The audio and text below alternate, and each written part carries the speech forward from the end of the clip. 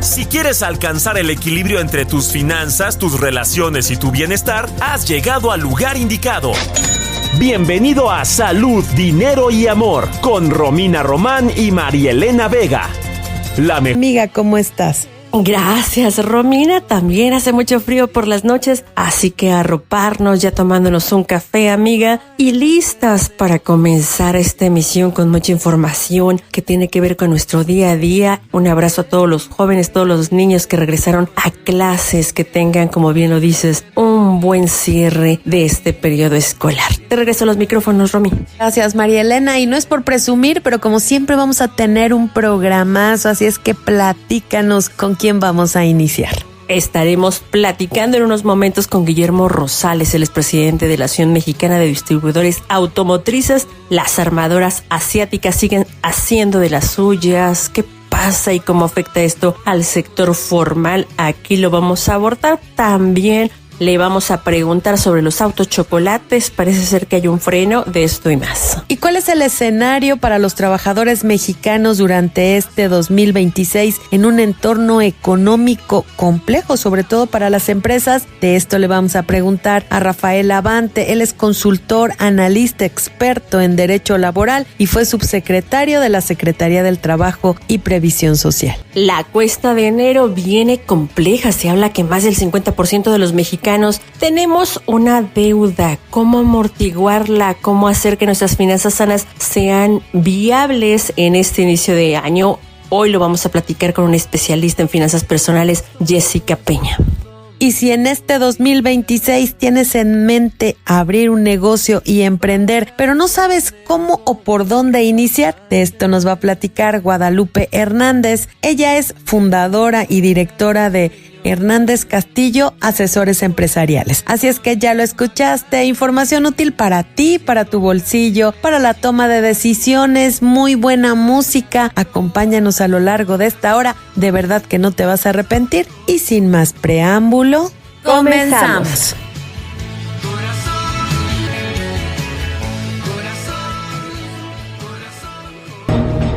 La entrevista en Salud, Dinero y Amor.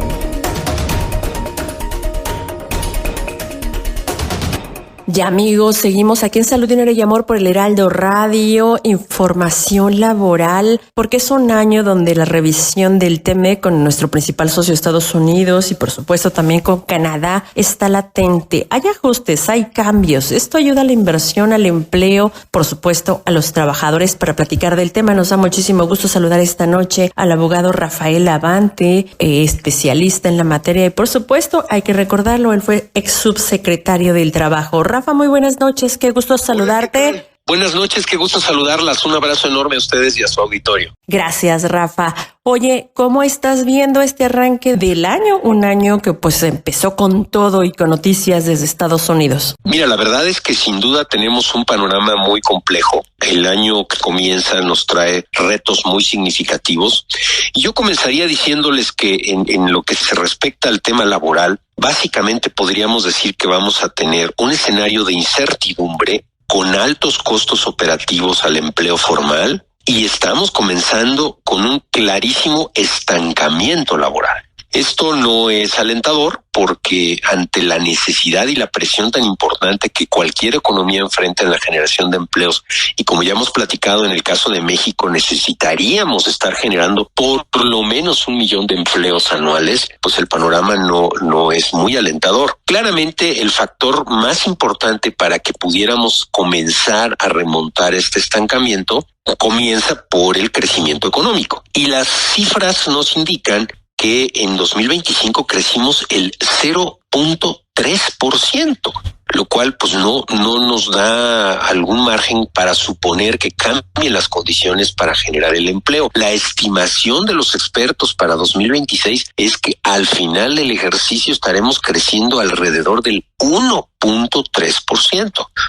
Sin crecimiento económico difícilmente podemos avanzar. Pero no es el único tema que debe preocuparnos. El costo laboral está creciendo, el empleo formal se está encareciendo y esto está provocando efectos en el mercado. Durante 2025 sabemos ahora que se registró una caída de registros patronales de más de 24,000 en el IMSS. 24,000 patrones menos puede significar, en términos de una economía que tiene un peso específico en la micro, pequeña y mediana empresa, pues no es un dato definitivamente apropiado. En cuanto a la generación de los empleos formales, al cierre de 2025 estábamos hablando de alrededor de 278,000 empleos, la segunda cifra más baja en 15 años. Pero esta cifra además viene acompañada de lo que fue la formalización de los trabajadores en plataformas digitales, alrededor de 60,000, 61,000 por ahí. Entonces, si este dato lo quitáramos, claramente la generación de empleos es muy baja. Un panorama de informalidad del 55%. Todos estos elementos nos hacen suponer que el mercado laboral está estancado y está presentando retos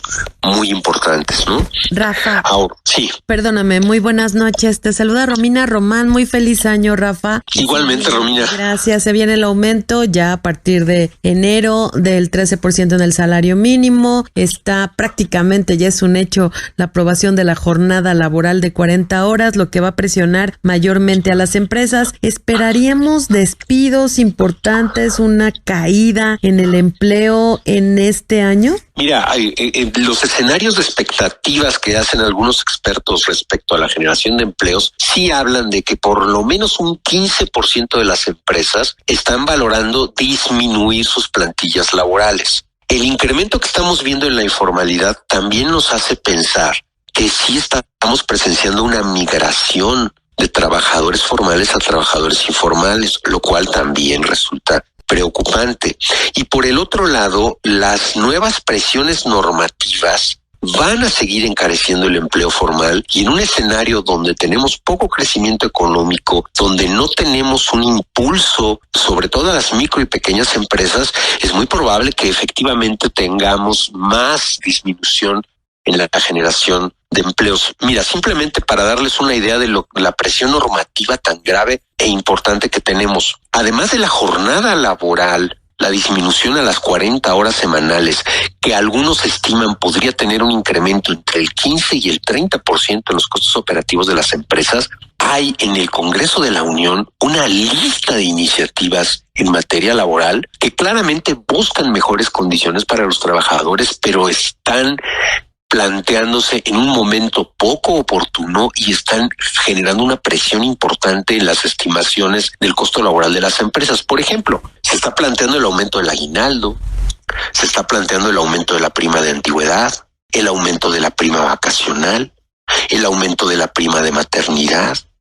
Se están planteando ampliar los permisos de paternidad, crear permisos para exámenes médicos, crear permiso para el luto por fallecimiento de familiar, aumentar las licencias para menores con cáncer, incorporar a los ascendientes, lo que se conoce como acciones afirmativas o cuotas, prever que las empresas deben contratar un determinado porcentaje de personas con discapacidad y un determinado porcentaje de adultos mayores. Están planteando la ampliación al tope de los salarios caídos en los juicios laborales, un nuevo régimen para los trabajadores propineros, el tratamiento de las propinas. Hay quienes están planteando de los legisladores la eliminación al tope de PTU.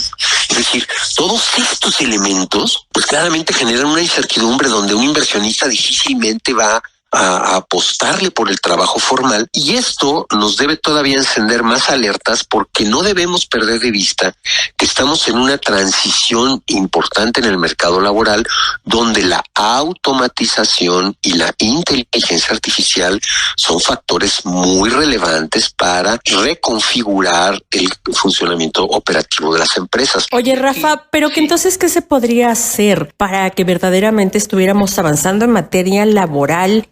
¿O qué tendría que estar haciendo gobierno? Porque por una parte, pues iniciativa privada hace lo propio, pero con tantas barreras, pues se ve complicado, ¿no? Indudablemente, mira, yo creo que es fundamental rescatar la concertación y el diálogo entre el gobierno, las organizaciones sindicales y las empresas, un diálogo en serio, tripartito, donde vayamos fijando retos y prioridades hacia adelante, pero con una óptica realista, con un panorama donde, a la luz de la renegociación del TEMEC, a la luz de las presiones arancelarias del gobierno de Estados Unidos y de los temas que te acabo de mencionar, vayamos fijando prioridades y vayamos previendo cómo podemos juntos enfrentar un panorama que se pinta adverso, que no signifique pérdida de empleos, que no signifique más encarecimiento del empleo formal, que signifique un incentivo a la formalidad y un desincentivo a la informalidad, una defensa del Estado de Derecho. Por ejemplo, se ha disminuido el presupuesto para la justicia laboral y esto es grave porque entonces también ahí se abona la incertidumbre cuando ya no tienes mucha claridad si en los tribunales vas a encontrar una respuesta oportuna y adecuada a los conflictos laborales, ¿no? Rafa, y sí, el problema es que a todas luces estas medidas que pueden ser súper populistas y pensarse que van a festejar los trabajadores, al final van a salir contraproducentes porque lo que se está haciendo es ahogar a las empresas y obligarlas a que tengan que reducir costos y gastos y pues obviamente despedir a personal. Esto es lo que podríamos ver y enfrentar en el 2026, Rafa. Es correcto, tal y como lo dices. Estamos asfixiando a las unidades económicas, particularmente a las micro y pequeñas empresas. Yo creo que hay que frenar esto, hay que replantearnos los escenarios hacia adelante y pensar cómo vamos a acompañar y estimular a quien hoy pretende generar empleos en el país para que esos empleos sean dignos, para que esos empleos sean formales y para que esas empresas que se puedan generar o que hoy están ya en una condición crítica puedan sobrevivir y eso nos permita mantener dentro de lo razonable un buen nivel de empleabilidad, además de incentivar hacia adelante las circunstancias que nos permitan un mayor crecimiento económico. Pues ojalá que estas iniciativas se analicen lo suficientemente bien, se reconsideren y por supuesto que se tome en cuenta la situación de las empresas y de la economía que no va nada bien. Por lo pronto, muchísimas gracias a Rafael Abante. Él es analista, consultor, un experto en temas laborales, fue subsecretario de la Secretaría del Trabajo y Previsión Social y de la Secretaría de Gobernación. Muchísimas gracias, Rafa. Te vamos a seguir consultando sobre este y muchos otros temas más. Con muchísimo gusto, gracias. Les mando un abrazo y que tengan un excelente año. Muchas gracias. Feliz año nuevamente para ti y quédense con nosotras aquí en el Heraldo Radio que vamos con más información. Ellas son mujeres de radio. Salud, dinero y amor por el Heraldo Radio. Y seguimos aquí en el Heraldo Radio. ¿Cómo inicia el 2026? Uno de los sectores más importantes como es el automotriz. Para platicarnos de esto ya nos acompaña en la línea Guillermo Rosales. Él es presidente de la AMDA, la Asociación Mexicana de Distribuidores de Autos. Muy buenas noches, Guillermo. Feliz año. Qué gusto saludarte.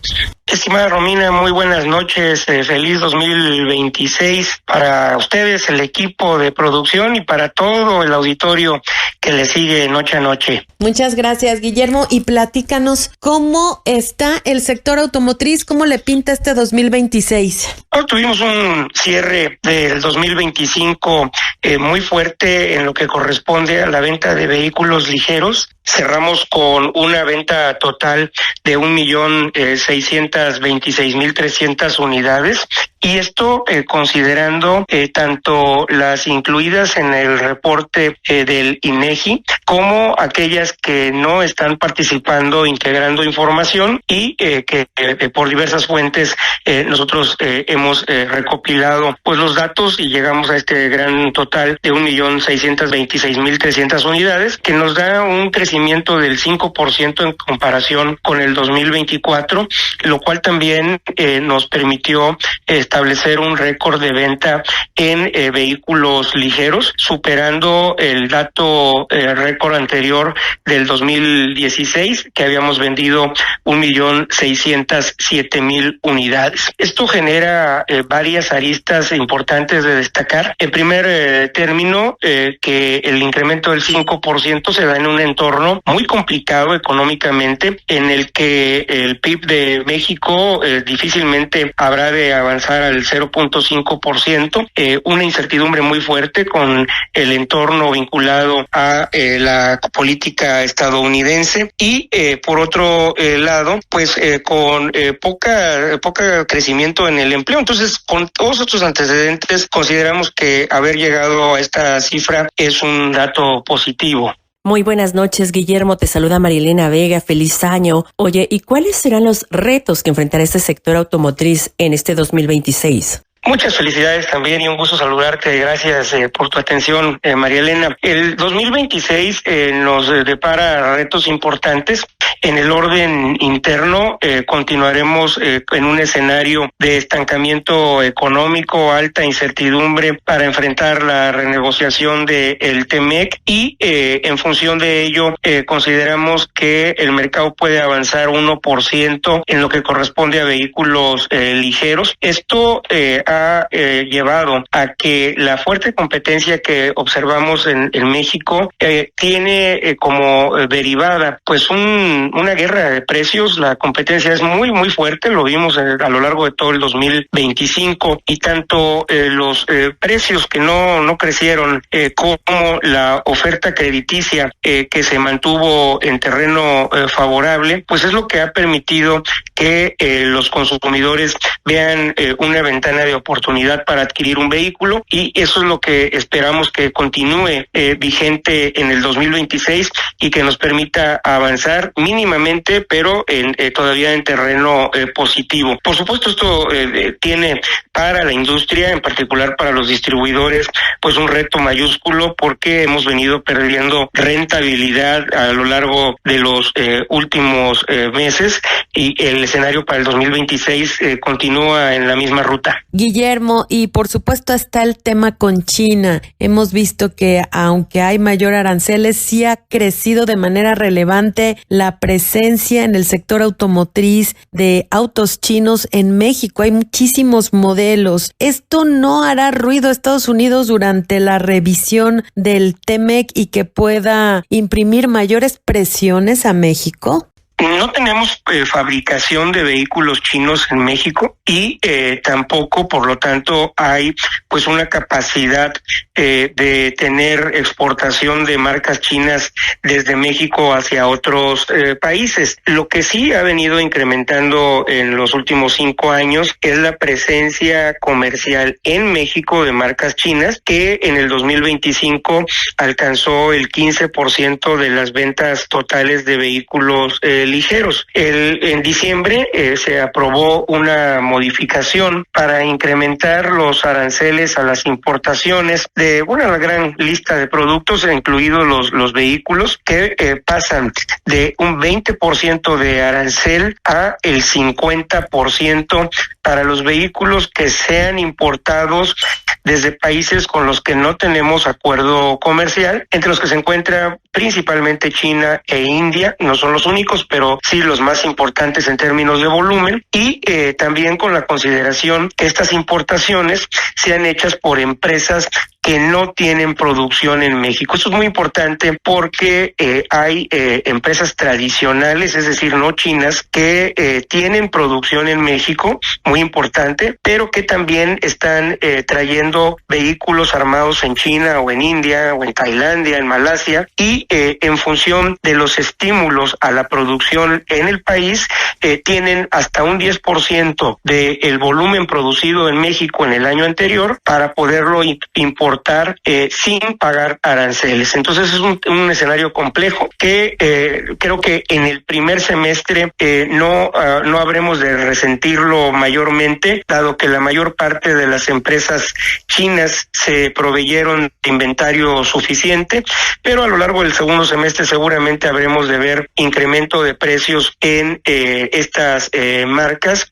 La mayor parte del incremento del arancel lo estarán absorbiendo las propias marcas, pero algo tendrán que repercutir en el orden del 5-7% a el precio final al consumidor. Y los autos chatarras y los autos chocolates, ¿se alcanzó algún acuerdo con las autoridades para que esto deje de ser un problema o amortizar la situación que atravesamos en México? Cerramos 2025 con una muy buena noticia. El 31 de diciembre por la tarde se publicó en el Diario Oficial de la Federación la derogación del decreto que permitía la regularización del contrabando, los autos ilegales, y con ello se pone freno a un programa que permitió regularizar casi 3 millones de vehículos que entraron al país como contrabando. Una decisión afortunada de la presidenta Sheinbaum, y con ello consideramos que hay una oportunidad de retomar el paso para tener un comercio ordenado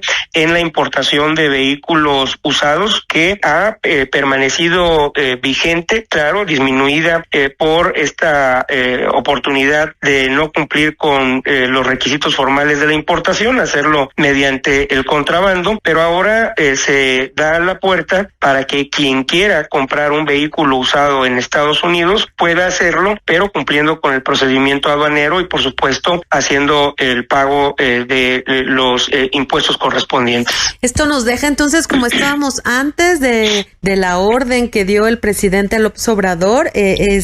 ¿Cuál es la ventaja y la desventaja, o qué faltaría, Guillermo? En efecto, se coloca la relación para poder adquirir vehículos usados en Estados Unidos como la teníamos antes. Se había mantenido, previo a el decreto de López Obrador de regularizar el contrabando, una internación anual mediante importación definitiva formal cercana a 200,000 unidades al año. Creemos que esto puede mantenerse sin que haya una afectación considerable al comercio local. Lo que tenemos que ser muy cuidadosos, y así lo haremos acompañando a las autoridades, es que no haya subterfugios por parte de quienes se dedican a estas actividades de no transgredir las disposiciones de las reglas para la importación. Es común encontrar falsificación de documentos de origen estadounidense que permite blanquear, por ejemplo, un vehículo que tiene una declaratoria de pérdida total en Estados Unidos y que por lo tanto no está permitido importarse a México. Hay un blanqueo o una falsificación de títulos de propiedad y con eso se le da la vuelta. Entonces hay que estar muy atentos. Existen los mecanismos de consulta para poderlo evitar, y eso es lo que queremos que se cumpla por parte de las autoridades aduaneras. Buenas noticias, pero muchos retos que enfrenta el sector automotriz, así que si nos lo permites, Guillermo Rosales, presidente de la Asociación Mexicana de Distribuidores Automotrices, la AMDA, estaremos en contacto contigo en este año. Gracias y buenas noches. Muchas gracias a ustedes, lo mejor para este año, y ojalá que podamos seguir buscando en semanas posteriores. Amigos, seguimos por el Heraldo Radio, Salud, Dinero y Amor. Vamos a hacer una pequeña pausa. Regresamos con más información que influye en nuestros bolsillos, en nuestro bienestar. Ellas son mujeres de radio. Salud, Dinero y Amor. Con Marielena Vega y Romina Román. Por el Heraldo Radio.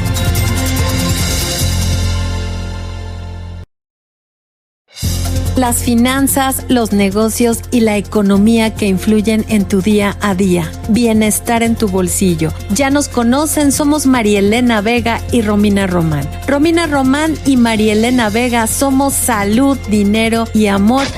Lunes de 10 a 11 de la noche y jueves de 9 a 10 de la noche por el Heraldo Radio.